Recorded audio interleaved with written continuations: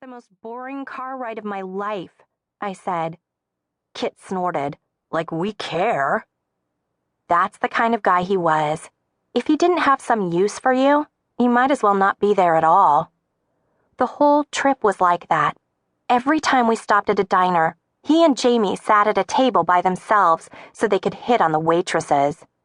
"Hey, how's it going? What's the best thing on the menu? No, you pick. Bring us your favorite. We trust you." That sounds so stupid, you'd think the waitresses would ignore them. But they're cute, both of them, which is why they get away with it. Jamie and I look like our dad. Dark eyes, straight nose, big smile. And Kit has reddish hair that's so soft and wavy, you can't help but want to touch it. Until you get to know him. The women weren't that pretty mostly. They had dyed hair and brown teeth and those husky smokers' voices. But they smiled a lot and shot long, sly looks at Jamie and Kit, and that was all it took. Jamie loved women, and Kit, well, as my mom would say, Kit loved the sound of his own voice.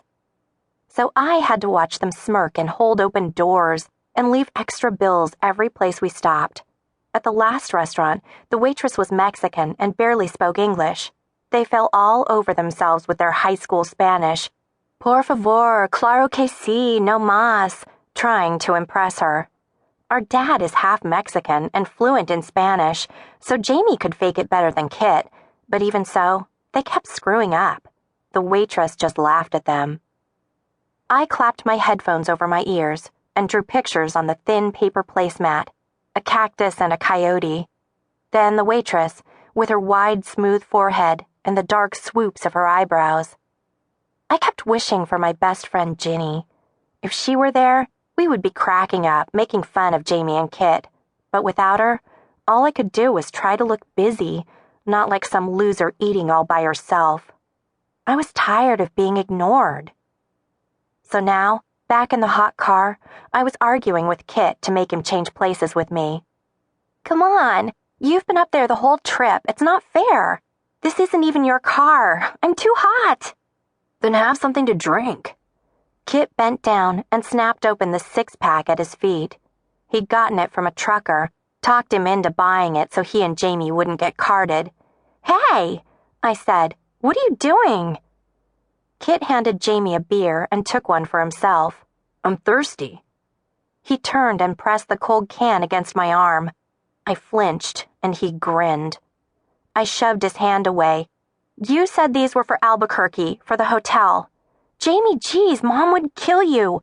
Not while you're driving. What if a cop stops us?" Jamie's eyes flashed in the rearview mirror. "There aren't any cops around here." He was right. There was nothing but desert, reddish and gravelly, rolling for miles in every direction.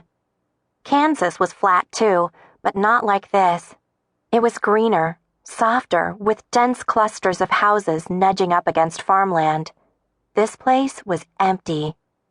We passed scatterings of rocks and scrub brush, and in the distance I could see a ragged line of mountains, blue and faint. But other than that, only the dry, hard ground, with its shocks of silvery grass, cartoonish paddle-leaved cactus, and the dark surprise of shrubs. All afternoon I'd been thinking how strange it was that somebody put a road here, as if a road could make this someplace worth going. Jamie'd gotten off the main highway hours ago because he said it was boring. I gave Jamie's seat another kick, just to bug him. "Cut it out, Luce. Look, it's not even hot now." He was right. It was almost dark. Suddenly, the sky turned a thick, angry gray. I rolled down the window and leaned my face into the rush of wind, my hair whipping my cheeks. The air was gusty, turning cooler.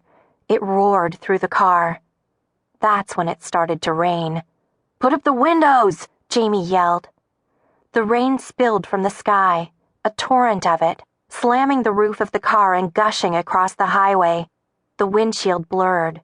The road disappeared. I grabbed Jamie's headrest. "Slow down! Woohoo!" Kit threw back his head. "This is amazing!" It was like being underwater, streaking through an ocean, dark and black. Then we felt it.